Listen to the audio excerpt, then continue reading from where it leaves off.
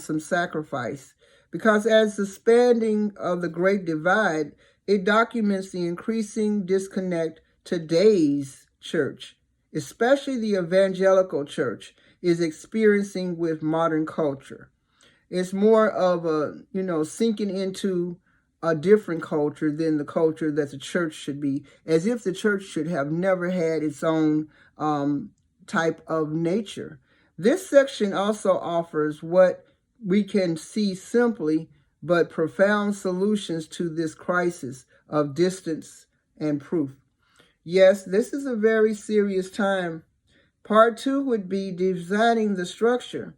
Once you have eliminated all of the ruins, and you have to be aggressive. You have to be someone intentional about the culture. You cannot allow the culture to dictate to you how the church should be. If you're already doing that, then you already bought and sold. So therefore, this conversation probably is not for you. But designing the structure will be of great interest to those who want to know how. In practical terms and application, a church can reinvent itself and move its people into the community with influence. I see attempts being done all the time where people are trying to move the church into the community. But guess what? You have law enforcement. Because you are moving the people in the community, you just become somebody that law enforcement decides that they need to control. I saw it happen several times where law enforcement steps in. All the time that you weren't able to make this the distinction of where the divide was, law enforcement was nowhere to be found. The minute that you seem to be designing a structure, then law enforcement already want to be your buddy. And you all fall for it. You fall for it, sinking line. But so moving into the community with influence. Part 3. They're saying to you, you cannot have any influence in this community if we're not going to be able to mandate what that looks like.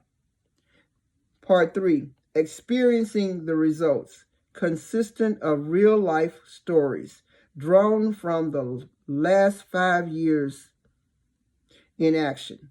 Those of you who love stories might want to sample one of 2 stories or narratives to show before starting at the beginning.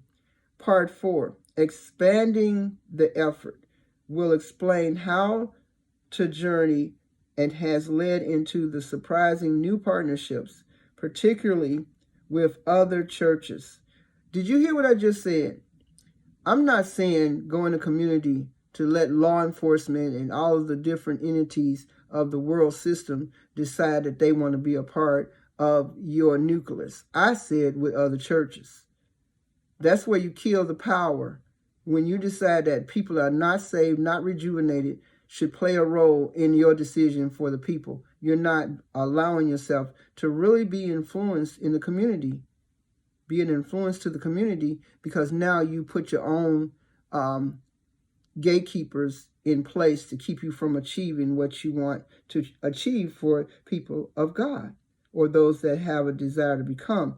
The moment that law enforcement steps in, friendly and all accommodating and making you feel like you're important, that's what you go for. You don't really understand the real significance of why they're there.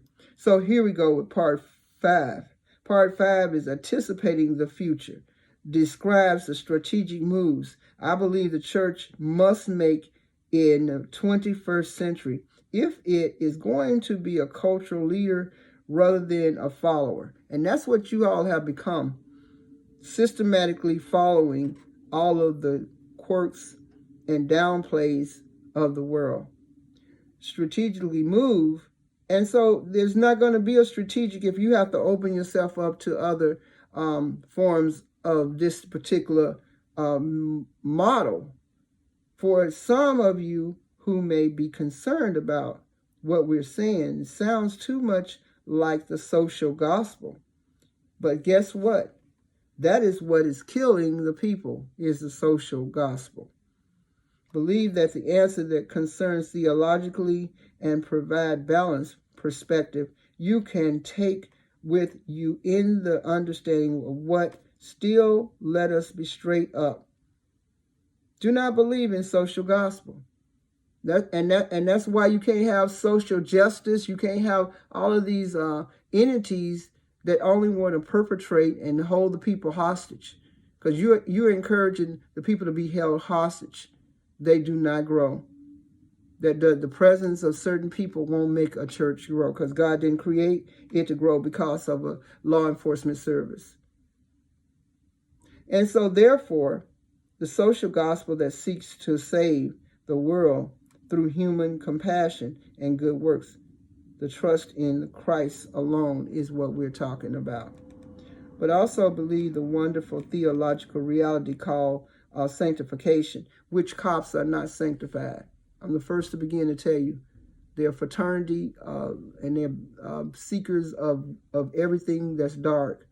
So therefore, you're definitely not aligning yourself with someone of sanctification. So beginning with the impossible. See, this is why you don't know the struggle, is because you're so committed to have a platform that you feel like you can be seen. You know, I just watch so many people, step by step. So-and-so said this, and so-and-so gave me that. Look at what God is saying in His Word. It says that sanctified, personally sanctified without love and good deeds. Moreover, faith without deeds is dead. And any proclamation to the world of the love of God without authenticity, incarnation, is hollow. So we need both. And both is what irresistible influence is all about. That means that without the system of the world, without the government, because see, for a long time, the government was lying and saying you were church and state separate. Now all of a sudden you jammy with them. You ought to be very conscientious of how you are leading your children of God astray.